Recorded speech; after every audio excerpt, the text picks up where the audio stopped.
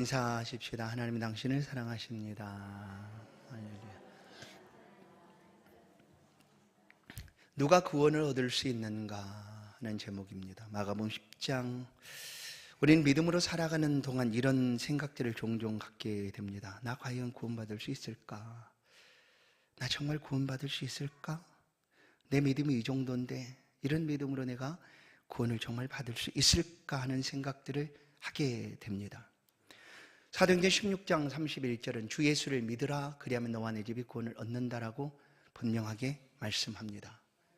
주 예수를 믿으라 그리하면 너와 내 집이 구원을 얻으리라. 우리가 구원을 얻는 것에 대해서 당연히 이렇게 생각할 수밖에 없지만 하나님의 말씀은 예수를 믿으면 구원을 얻는다라고 말합니다. 그러면 과연 그 믿음이라는 것을 내가 어떻게 판단할 수가 있을까? 이 믿음이 나는 큰 믿음이야? 작은 믿음이야? 나는 믿음이 있어? 나는 믿음이 없어? 믿음이 연약해라고 우리가 판단할 수가 있을까? 물론 믿음을 가졌기 때문에 우리는 이런 고민을 할 수밖에 없습니다. 때로는 이것이 염려, 걱정이 되어서 정말 내가 예수를 믿었는데 구원을 받을 수 있을까 하는 그런 염려, 불안을 가지기도 합니다. 성도 여러분, 믿음의 결국이라는 것이 뭐냐면 여러분, 믿음을 가졌다라는 것은 그 믿음의 결국은 영생입니다. 구원입니다. 영혼 구원입니다. 그런데 믿음이 있다고 하면서 이런 것에 대해서 우리가 염려, 불안, 걱정을 하게 된다면 그 믿음을 어떻게 우리가 생각해야 되는가 하는 거죠. 믿음의 결국은 영혼 구원이다. 베드로전서 1장 8절 9절 예수를 너희가 보지 못하였으나 사랑하는도다. 이제도 보지 못하나 믿고 말할 수 없는 영광스러운 즐거움으로 기뻐하니 믿음의 결국 곧 영혼의 구원을 받음이라. 아멘. 여러분, 믿음은 바라는 것들의 실상이요 보이지 않는 것들의 증거니라고 말합니다. 예수를 우리가 보지도 못했습니다. 예수를 만져보지도 못했고 예수의 말씀을 직접 듣지도 못했습니다. 대면하여 본 적도 없습니다. 그런데 우리 가운데 믿음이 있습니다. 이 믿음을 이렇게 말할 수 없는 영광스러운 즐거움으로 기뻐하니 한 번도 본 적도 없고 만난 적도 없어도 이 믿음 때문에 예수를 믿는 예수를 위한 기쁨과 즐거움의 삶을 우리가 살아가고 있다. 그래서 이 믿음은 결국 너희 영혼을 구원한다라는 거예요. 그래서 믿음의 결국은 영혼의 구원이다. 우리가 가진 믿음을 어떻게 우리 스스로 내 믿음은 이 정도야 라고 말할 수가 있을까? 여러분, 우리가 예수 믿는 것은 분명히 우리가 알아야 합니다. 예수 믿은 것은 나의 공로냐, 나의 의로움이냐 이런 것과 전혀 관계가 없습니다. 그래, 착한 사람이 예수 믿지. 착한 사람이니까 예수 믿고 천국 가지. 아닙니다. 오히려 예수 그리스도에게는 자신이 죄인이고 나는 죽을 수밖에 없는 죄인이다 라고 자기 스스로를 돌아보고 아는 사람이 구원받을 가능성이 많습니다. 왜냐하면 죄인이라고 여기는 사람은 다른 아무런 소망이 없기 때문에 하나님의 말씀하신 이 말씀 속에서 구원받을 소망을 붙잡게 되는 거예요. 그런데 나는 의롭고 나는 잘못한 것도 없고 나는 선하고 하는 그런 사람에게는 이런 하나님의 은혜가 임하기가 참 어렵다. 여러분, 우리의 공로나 의가 아니라면 그럼 이 믿음이라는 게 무엇일까? 성경 에베소 2장 8절은 하나님의 선물이다 라고 말씀을 해줍니다. 2장 8절을 보십시다. 너희는 그 은혜에 의하여 믿음으로 말미암아 구원을 받았으니 이것은 너희에게서 난 것이 아니요 하나님의 선물이다. 믿습니까? 믿음은 하나님이 주시는 선물입니다. 요한계시록 2장 10절도 똑똑똑 문을 두드릴 때 문을 열면이죠. 하나님이 들어오신다라고 얘기합니다. 하나님이 주시는 선물이 바로 믿음입니다. 그럼 또 한 가지를 보겠습니다. 요한복음 1장 12절을 보세요. 이 믿음인데 영접하는 자 곧 그 이름을 믿는 자들에게는 하나님의 자녀가 되는 권세를 주셨으니 영접하고 믿는 자들에게 하나님의 자녀가 되는 권세를 주셨습니다. 맞습니다. 그런데 이렇게 예수를 믿고 영접하는 이 사람은 어떤 사람인가?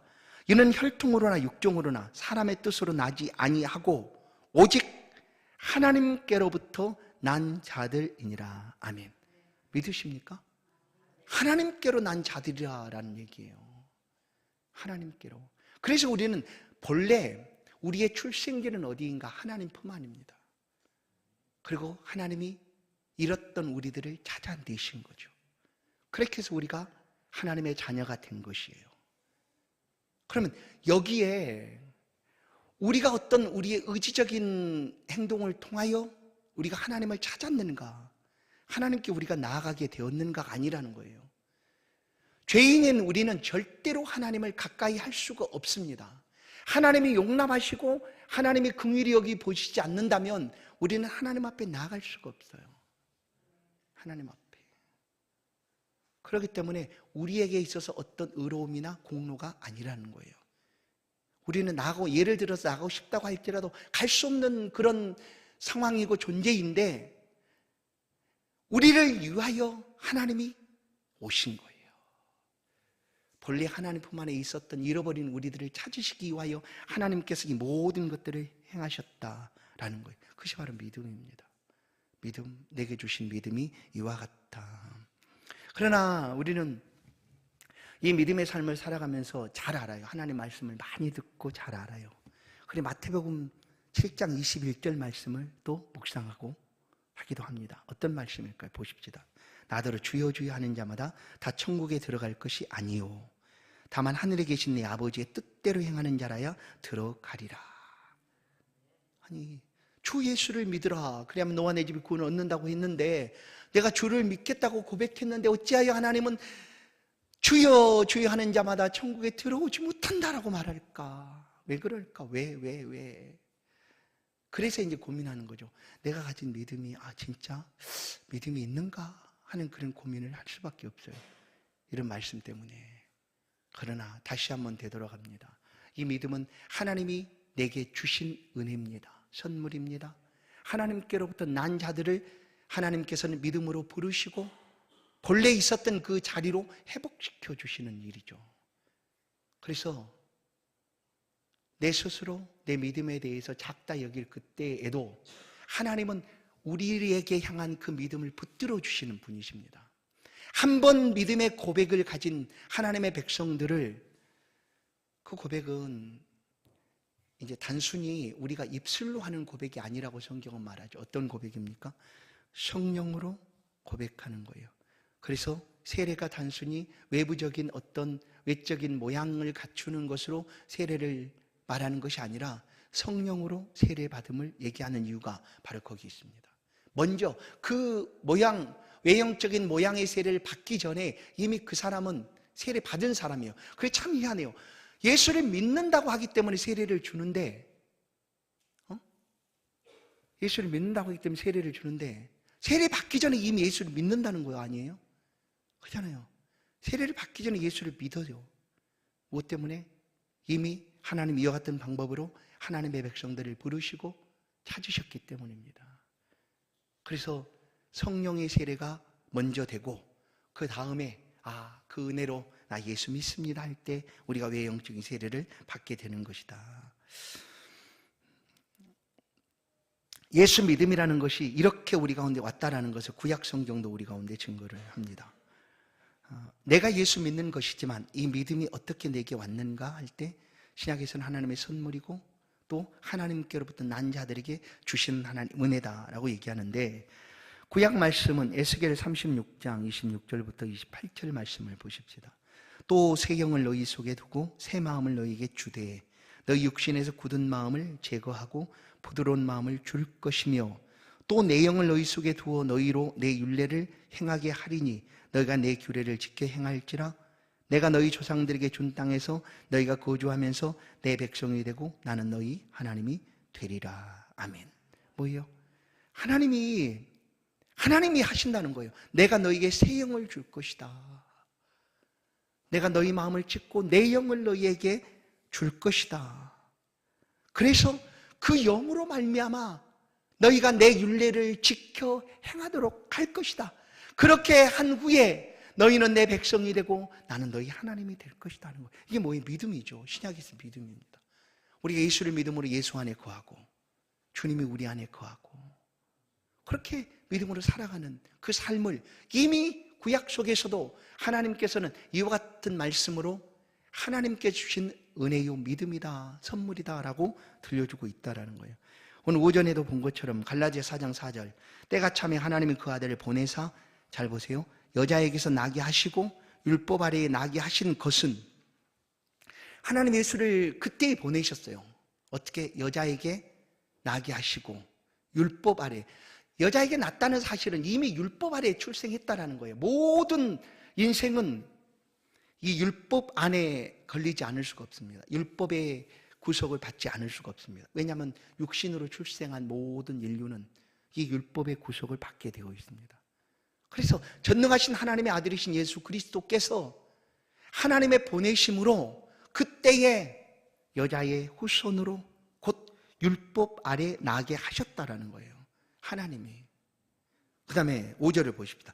율법 아래 있는 자들을 그렇게 하신 이유는 율법 아래 있는 자들을 속량하시고, 율법 아래 있는 자들을 속량, 죄를 사하시고 그들을 구속하기 위함이다. 그런 다음에 우리로 아들의 명분을 얻게 하려 하심이라 해요. 그렇게 하신 이유가 뭐냐면 예수를 믿는 우리로 하나님의 아들이 되었다라는 명분을 얻도록 하기 위해서 예수 그리스도를 우리 가운데 보내셨다라는 거예요. 그래서 예수 그리스도를 믿지 않고는 우리는 하나님을 아버지라 부를 수 없습니다. 아바 아버지라 부를 수도 없습니다. 그러나 예수를 믿음으로 그 믿음 안에서 하나님 아버지라고 부르고 하나님도 우리를 내 아들이라고 불러주시는 거예요. 그것은 우리가 한 것이 아니라 하나님이 때에 따라서 여자의 후손으로 예수를 보내셔서 그로 하여금 우리 죄를 위하여 십자가에 죽으시게 하고 그것을 믿는 우리에게 이와 같은 아들의 명분을 주시기 위해서 행하셨다라는 거예요. 모든 것 하나님이 하신 것 아니에요. 하나님이 하신 거예요. 하나님이. 그러면 여기서 우리는 또 얘기합니다. 그래도 그 일들을 내가 듣고 믿었잖아요. 맞습니다. 믿었어요. 근데 그 믿음이 선물이고 본래 하나님께로부터 난 자들에게 주시는 은혜이기 때문에 모든 것은 하나님이 행하신 일이다라는 거예요. 그럼 이제 내가 믿음이 있어 없어, 나는 믿음이 크고 작아, 나는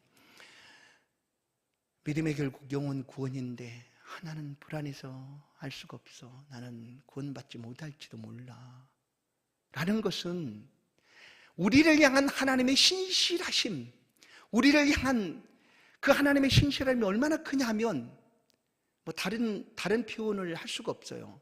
이 하나님, 우리를 향한 하나님의 신실하심은 어떻게 표현이 되는가 하면 내 아들을, 하나님의 하나밖에 없는 아들을 나를 대신하여 죽이신 일이다라는 거예요.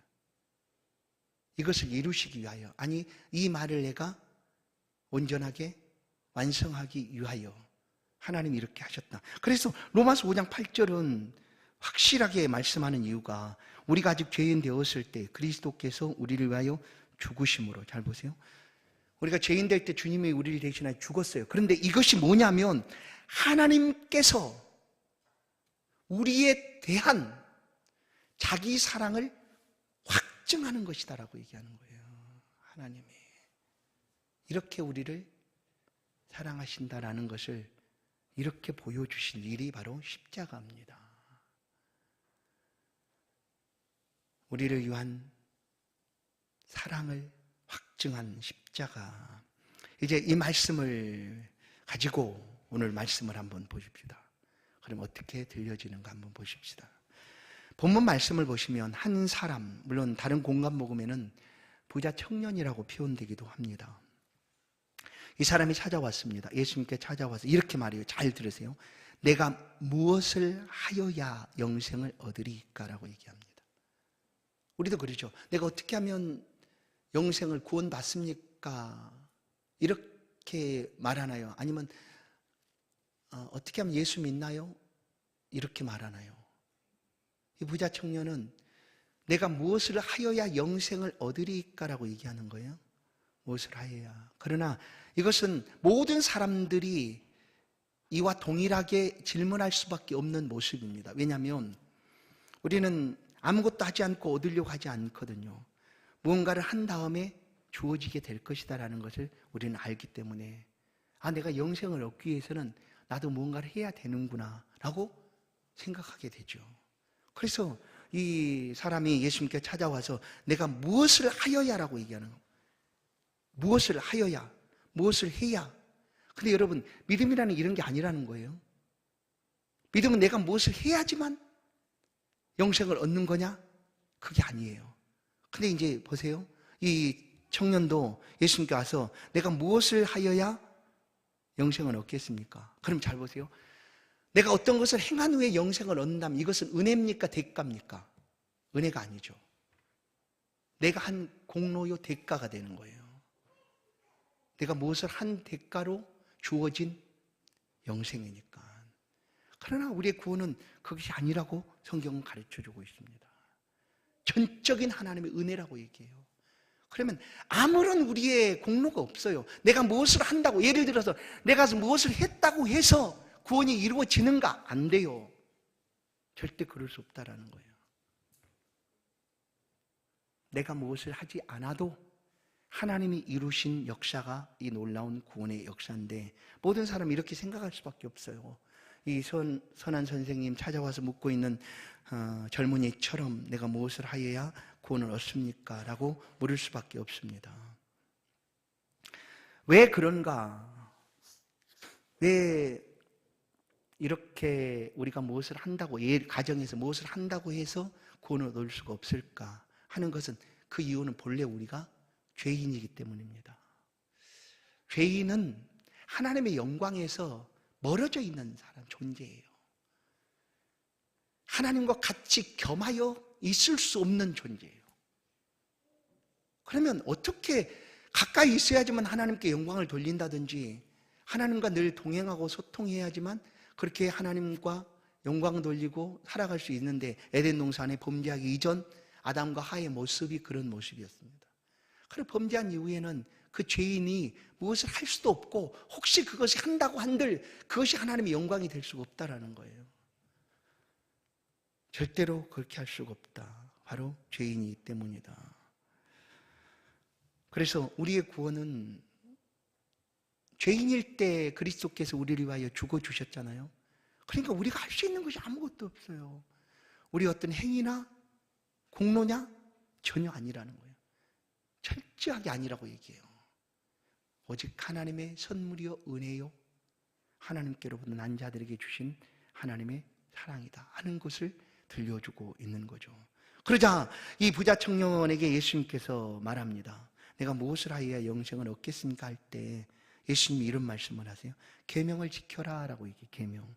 그러자 기다렸다는 듯이 내가 무엇을 하여야, 자신이 있었거든요. 내가 이렇게 율법의 계명들을 내가 원래 잘 지키고 있었, 그러니까 나는 이 정도 되면 내가 구원받을 수 있지 않습니까? 하고 지금 얘기하는 거예요. 내가 어려서부터 이렇게 살아왔고 누가 보더라도 나를 그렇게 여기고 있으니까 나는 영생을 얻을 충분한 사람이 아닙니까? 라는 것으로 사실 와서 내가 무엇을 하여야 라고 묻고 있는 거예요. 이미 그는 자신이 있었어요. 그래서 예수님 계명을 지켜. 그러자 더 자신이 있었어요.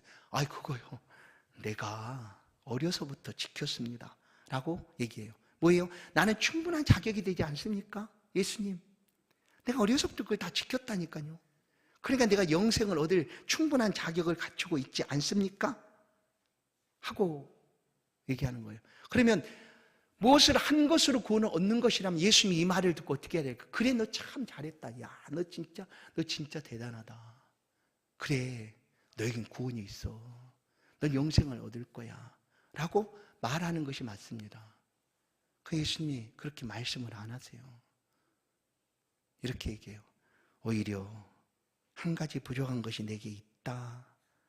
그러니 그것을 다 팔아 가난한 자들에게 주고 나를 따르라. 두 가지입니다. 잘 보세요. 오히려 내게 한 가지 부족한 것이 있다. 예수님 지금 영생을 가르쳐 주는 거예요. 이 부자 청년은 영생을 얻는 것이 내가 무엇을 하면 얻을 것 같은데, 나는 보시다시피 이렇게 잘했으니까 나는 영생을 얻기에 충분한 사람이 아닙니까? 라고 말하고 있을 그때에 예수님은 내가 부족한 것이 있네. 그것은 뭐냐? 그것은 이거예요. 다 팔아예요. 내게 있는 것을 다 팔아. 첫 번째는 그겁니다. 가난한 자들에게 주고. 그것으로 끝나는 거 아니에요. 그 다음에 분명한 한 가지가 뭐냐면 두 번째는 따르라라는 거예요. 따르라. 왜 예수님은 다 팔라고 얘기할까? 그게 이제 이 말씀이 오늘 제자들이 묻고 있는 이야기입니다. 이 부자 청년은 많은 재물을 가지고 있었던 사람입니다. 사실 재물이 많다라는 것은 아쉬움이 없다라는 거예요. 특별히 뭐 바라는 것도 없어요. 바랄 필요가 없어요. 그냥 내가 하면 되니까. 내가 있는 모든 것 가지고 얼마든지 내가 하면 되니까 뭐 바라거나 아쉬울 것이 없어요. 그러면 이것을 좀 더 넓혀서 확장시켜서 말씀드리면 뭡니까? 하나님 필요치 않다라는 거예요.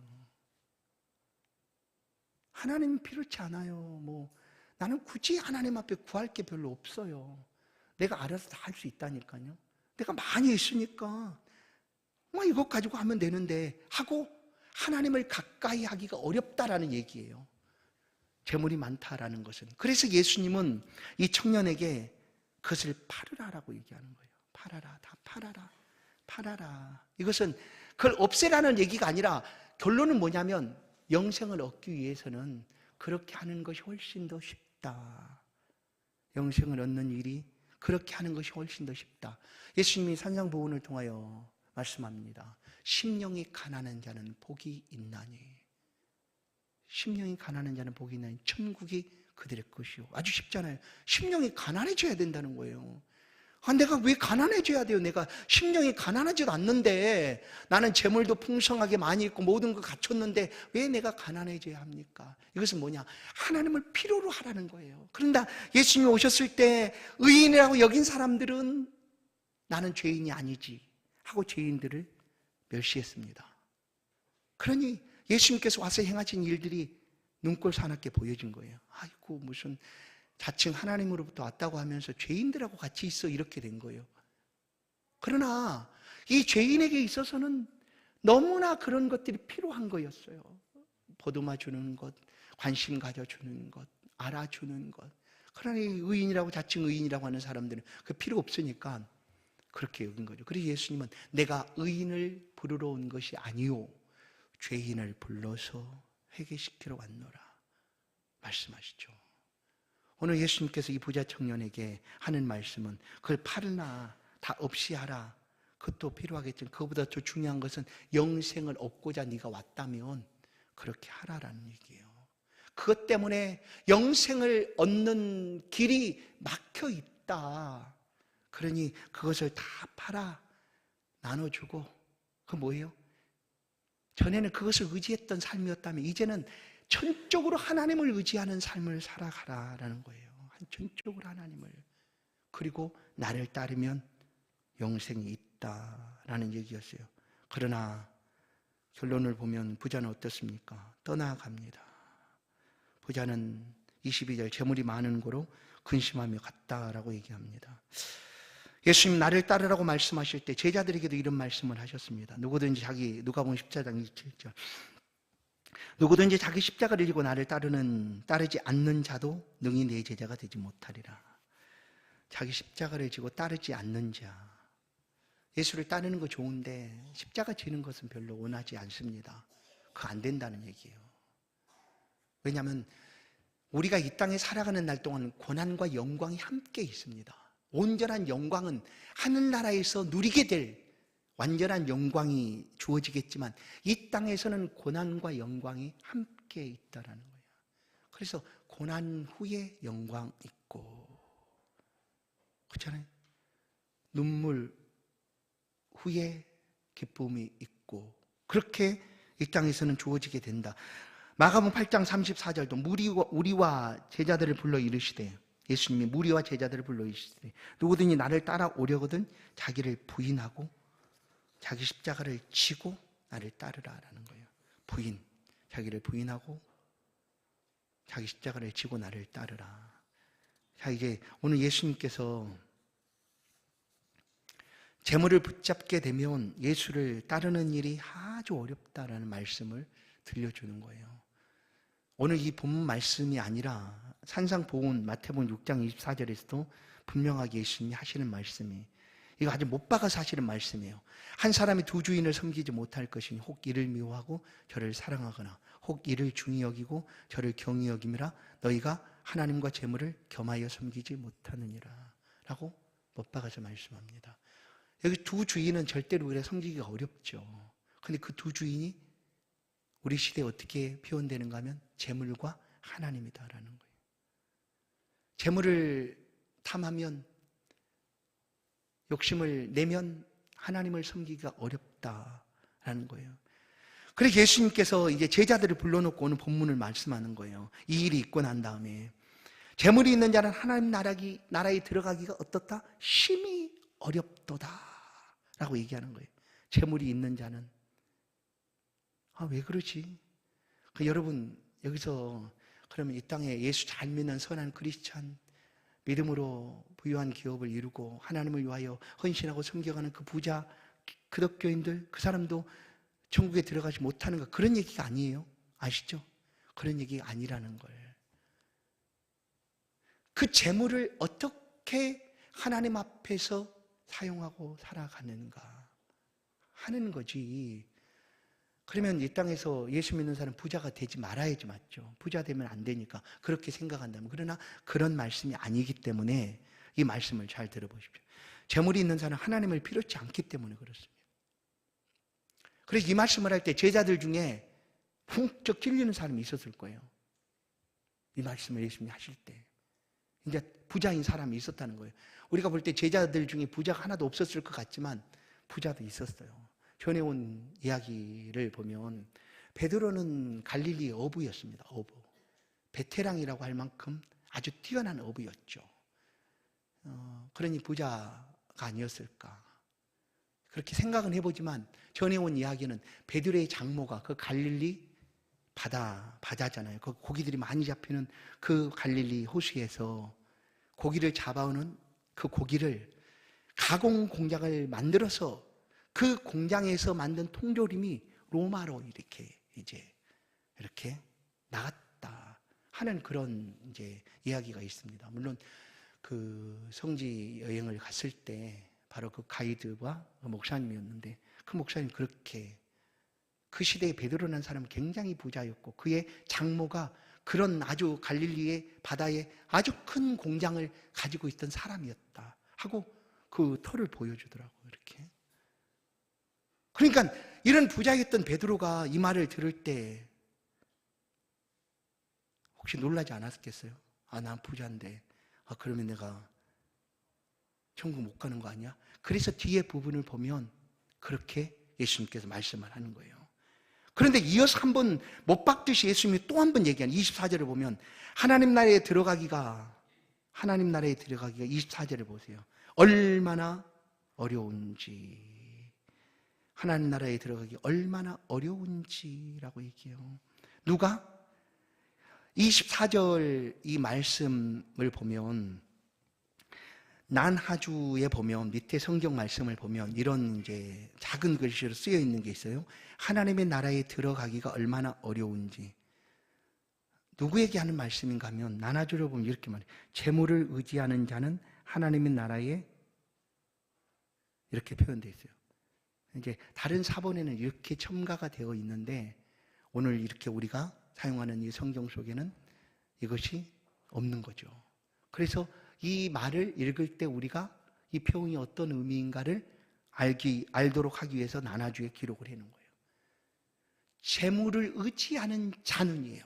자, 재물을 의지하는 자, 누구의? 부자죠, 부자.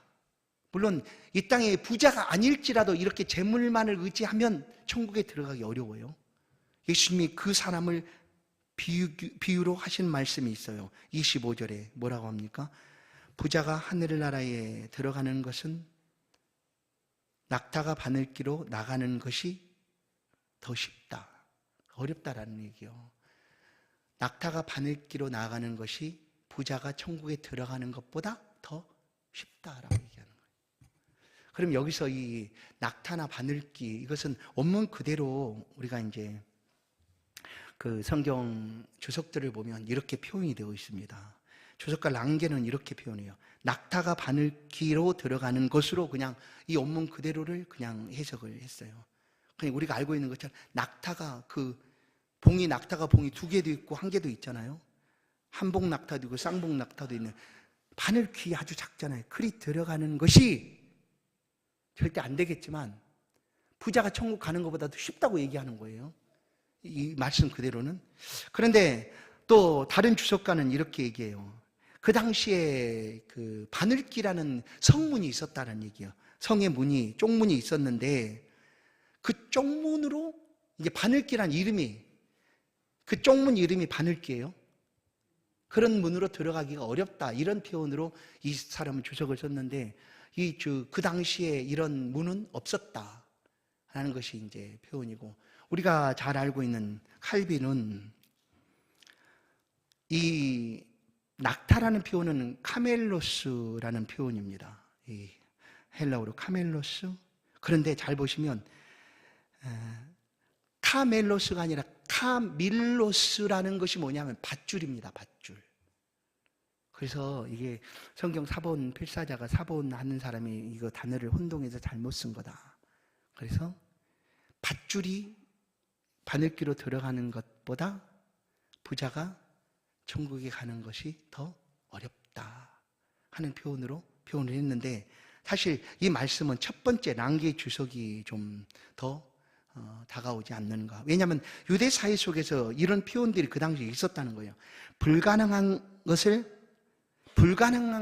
가까운 표현, 이런 관용구죠. 이게 낙타가 바늘길을 통과한다라는 것은 이건 불가능한 일이다라는 표현을 이렇게 했다라는 거예요. 관용구로 이것을 사용했다, 그 시대 유대 사회에서. 그러니까 예수님께서 지금 하신 말씀은 부자가 천국 들어가는 것은 불가능하다라는 그 시대의 관용구를 써서 예수님 말씀하신 것이다라고 우리가 생각해 볼 수가 있습니다. 그러니까 부자는 천국에 들어가기가 어떻게 어렵다라는 거예요. 재물을 의지하는 자, 그것이 전부라고 여기고 하나님을 따르지 않는 사람은 천국에 들어가기가 어렵다, 불가능하다. 그런데 보세요, 27절. 그러자 제자들이 물어요. 그러니 묻지 않겠어요? 잘 보세요, 26절. 제자들이 매우 놀라 서로 말하되, 그러니 누가 구원을 얻을 수 있겠는가? 그 중에 부자도 있었다니까요. 베드로 같은 부자 있었어요. 이 말 하자 너무너무 놀란 거예요. 큰일 났네, 나도 천국 못 들어가는 거야, 이렇게 하지 않았겠어요? 그때 예수님께서 27절 보세요. 예수께서 그들을 보시며 이르시되 사람으로는 할 수 없으되, 이 말씀 기억하세요. 사람으로서는 할 수 없으되. 맞습니다. 사람은 절대 구원에 이를 수 없어요. 사람이 어떤, 말했잖아요, 의지나 어떤 공로로, 행위로 구원을 얻을 수 있는가? 그 어떤 행위를 한다 한들 얻을 수 없다라는 얘기예요. 사람으로서는 절대 할 수 없어요. 그러나 하나님으로서는 뭐라고 합니까? 다 하실 수 있느니라라는 거예요. 하나님으로서는 다 하실 수 있다라는 거예요. 하나님. 그래서 예수님께서 이 표현 그대로 삭개오를, 뽕나무에 있는 삭개오를 찾아오지 않습니까? 누가복음 19장에 보면. 그리고 그 시대의 삭개오는 사람들이 절대 천국 못 갈 죄인이라고 낙인 찍혔던 사람이 삭개오입니다. 근데 그 삭개오가 그 전까지는 그의 삶의 재물이 아주 중요한 것처럼 재물을 바라보고 삶을 살았는데, 예수님을 영접하고 만난 후에 어떻게 합니까? 그 재물을 다 버립니다. 그때 말했잖아요. 절반을 나눠서 주겠습니다. 누구 토색한 것에 있으면 4배를 갚겠습니다.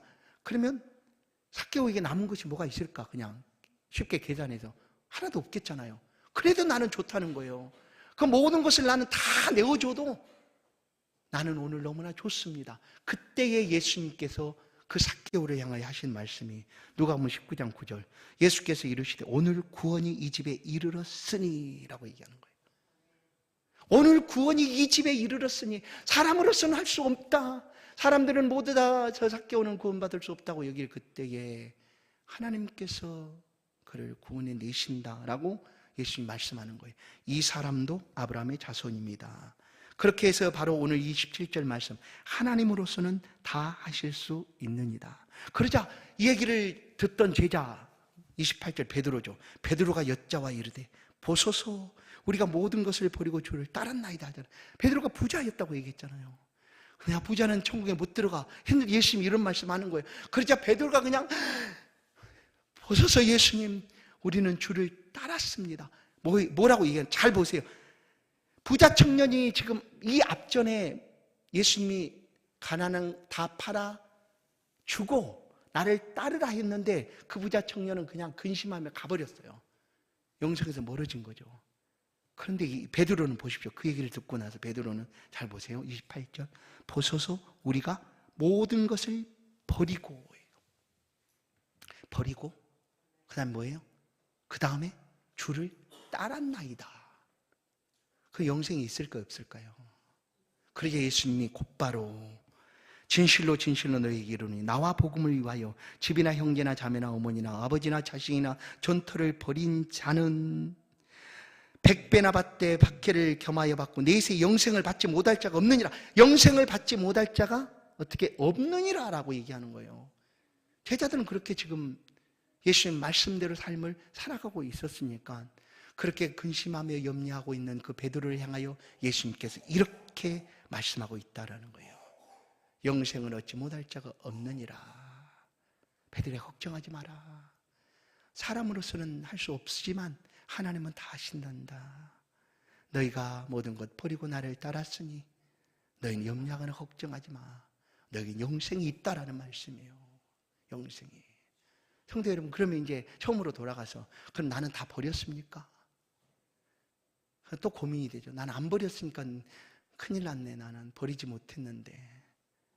여러분, 재물과 하나님을 겸하여 섬기는 것이 아니라 하나님을 섬기고 하나님의 은혜로 축복으로 주신 이 재물들을 주를 위하여, 주의 나라와 영광을 위하여, 하나님의 복음을 위하여 마음껏 사용하고 하나님 주신 은혜를 따라 섬겨가는 삶이 성도의 삶이니까 이것을 두 주인을 섬긴다고 볼 수 없는 것 아니에요.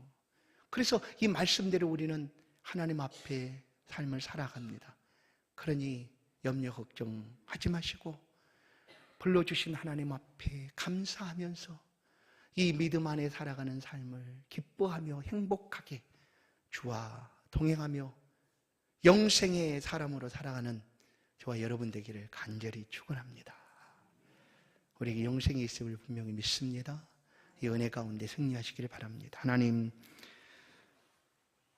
내세의 영생을 받지 못할 자가 없다. 제자들을 향하여 말씀하신 주님, 오늘 주 앞에 엎드린 주의 백성들, 하나님 말씀을 붙잡고 우리에게 주님이 필요합니다. 하나님 우리 가운데 필요합니다.